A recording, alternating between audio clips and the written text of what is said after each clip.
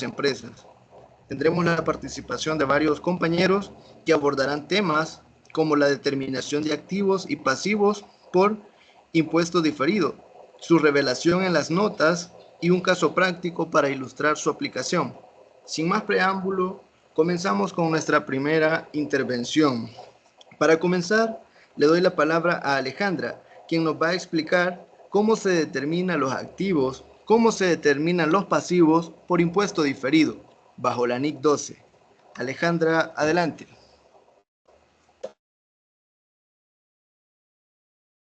Bueno, yo les voy a dar una introducción y determinación de los activos y pasivos por impuestos diferidos.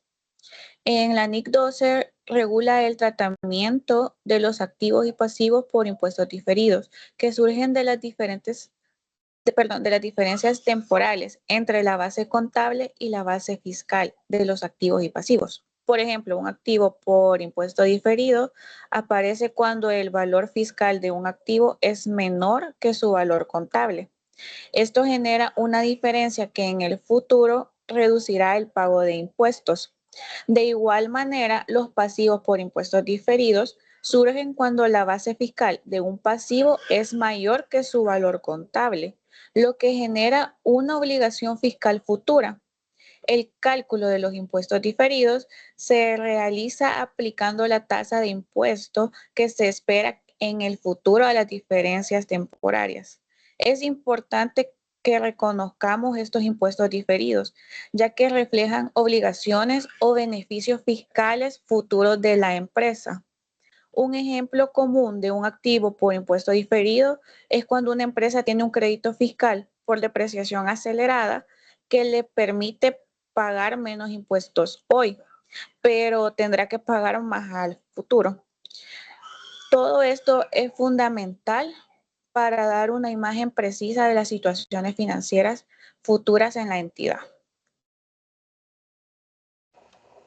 Muchísimas gracias, Alejandra, por esa explicación sobre cómo se generan, cómo se calculan los activos y pasivos por impuesto diferido. Esto es muy importante ya que nos permite conocer el origen o en qué momento surgen estos reconocimientos, estas mediciones sobre impuesto diferido. Ahora que hemos entendido cómo surgen, pasemos a ver cómo se deben revelar estos impuestos diferidos en los estados financieros. Para esto, invitamos a Edwin a que nos explique los requisitos de la NIC 12 para la revelación de los impuestos diferidos en las notas a los estados financieros. Edwin, te escuchamos. Buenas noches, Wilson. Muchas gracias. Pues comentarte que la NIC 12 establece que es esencial para revelar información suficiente sobre los impuestos diferidos en las notas a los estados financieros. Esto incluye detalles sobre las diferencias temporales, cómo estas afectan a los flujos de efectivo futuros. Específicamente, las notas deben incluir la naturaleza de las diferencias temporales, su importación y la tasa de impuesto aplicada. Por ejemplo, una entidad debe describir las diferencias temporarias que se dieron lugar en un activo por impuesto diferido, también como la depreciación acelerada o las pérdidas fiscales que aún no se han utilizado. La importancia de las revelaciones son que estas no son una exigencia normativa, sino que también proporcionan transparencia para los usuarios de los estados financieros, como inversores, acreedores, para que entiendan las implicaciones fiscales a largo plazo de la entidad. En términos sencillos y para ir cerrando la idea, te puedo comentar que las revelaciones, según las NIC 12, implican que las empresas deben informar de manera clara y detallada sobre los impuestos que deben de pagar a futuro, así como los créditos fiscales que pueden utilizar. ¿Y esto qué incluye? Incluyen los activos por impuestos diferidos, que ocurren cuando la empresa ha pagado más de los impuestos de los que debe, pues puede recuperar el exceso en el futuro. También incluye los pasivos por impuestos diferidos, cuando la empresa debe más impuestos en el futuro debido a las diferencias temporales entre la contabilidad financiera y la fiscal. En resumen, y para finalizar, te comento que la NIC 12 busca que las empresas sean transparentes sobre sus obligaciones fiscales futuras, ayudando a los inversores y a otros interesados a entender mejor su situación financiera. Y esto es lo que te podría mencionar, Wilson, acerca de las revelaciones según la NIC 12. Muchísimas gracias, Edwin.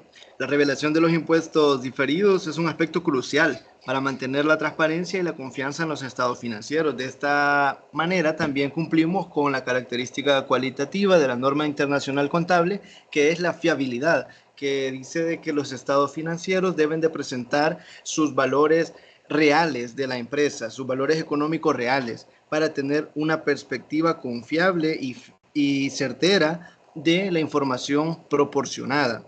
Entonces, ahora que hemos comprendido todos estos aspectos teóricos, es momento de ver un ejemplo práctico. Para ello, Arlene e Irene nos compartirán la aplicación práctica de la NIC 12. Adelante, Arlene.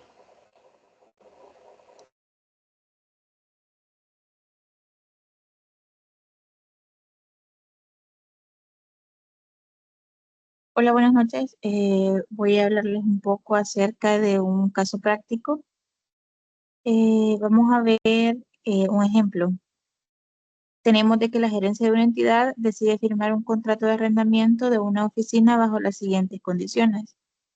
El contrato es para 3 años a partir del 2020 con una tasa de interés anual del 7% y las cuotas anuales son de $10,000.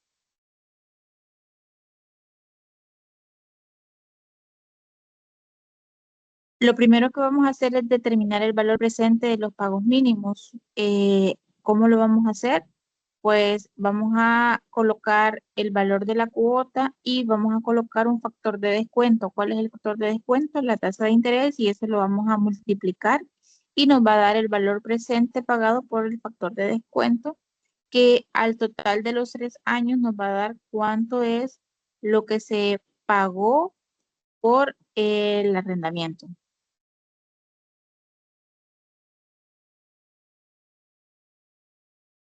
Como segundo paso, tenemos que determinar una tabla de amortización por el arrendamiento. Vamos a tomar el total que nos dio los 3 años por el factor de descuento, que fue el primer paso que vimos. A partir de ahí, vamos a determinar cuánto es el valor de intereses y cuánto es el valor que se debe amortizar por año. Dándonos siempre el total de los 26,000 que ya habíamos visto. Les dejo a mi compañera Irene para que les siga explicando. Buenas noches, continuando con el paso 3, que sería el reconocimiento al inicio del periodo 1. En este lo que se hace básicamente es el reconocer el registro contable, en donde cargamos el activo por el derecho de uso por 26,243.16, que es el valor inicial del saldo, y abonamos la cuenta del pasivo por arrendamiento, la misma cantidad. Todo esto para reconocer el activo por el derecho de uso del inmueble.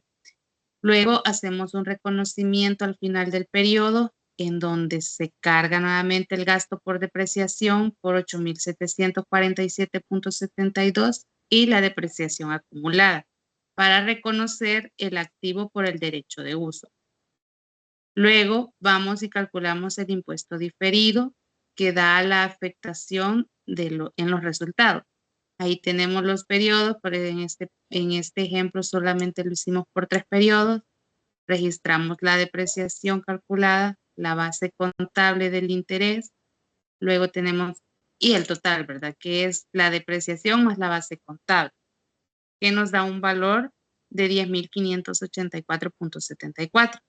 Luego tenemos nuestra base fiscal, que es tomada de la cuota 1. Y luego damos a la diferencia temporaria, que es por 584.74. Luego restamos y vemos que tenemos el impuesto diferido, el cual es el que vamos a registrar en el siguiente registro contable, que sería gasto por impuesto diferido por 175.42 y el pasivo por impuesto diferido. Todo esto el reconocimiento del impuesto diferido considerando la tasa del 30%.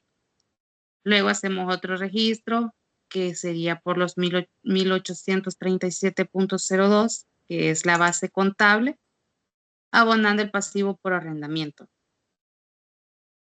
Y por último, presentamos el pasivo por arrendamiento cargado por $10,000.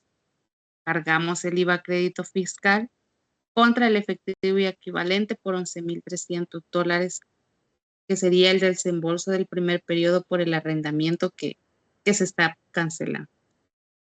Muchas gracias.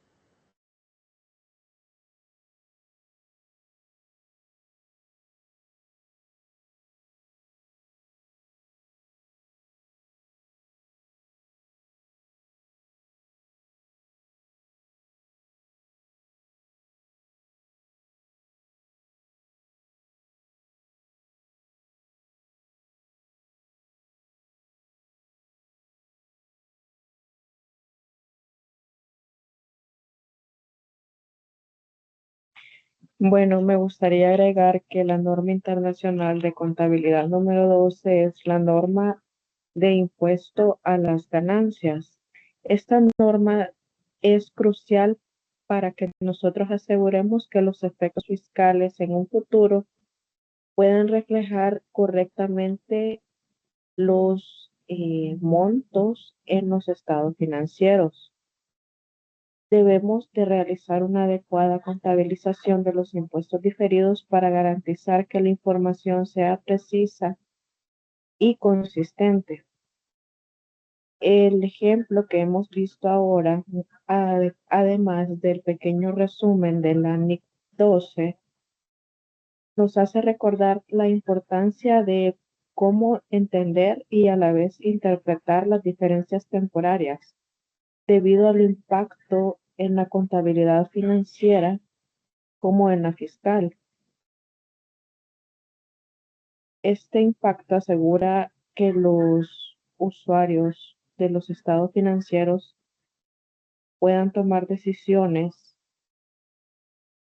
informadas basadas en los activos y los pasivos fiscales futuros de una entidad.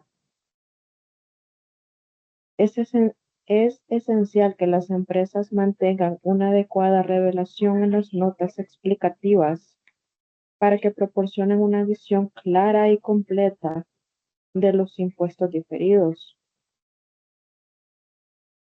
No solamente para fortalecer la transferencia, sino que también se fortalece la confianza en la gestión financiera de la empresa y a la vez, cuando los estados financieros tienen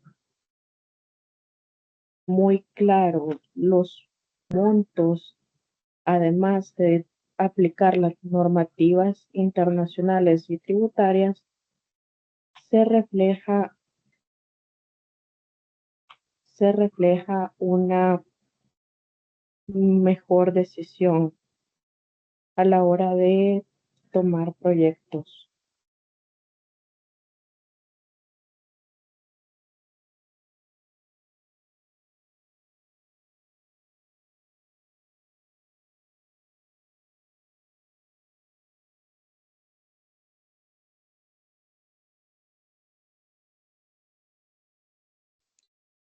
Bueno, gracias Andrea por esas reflexiones. Agradecemos a todos los participantes por sus valiosas aportaciones. Hemos cubierto aspectos muy fundamentales de la NIC 12 y su aplicación práctica en los estados financieros.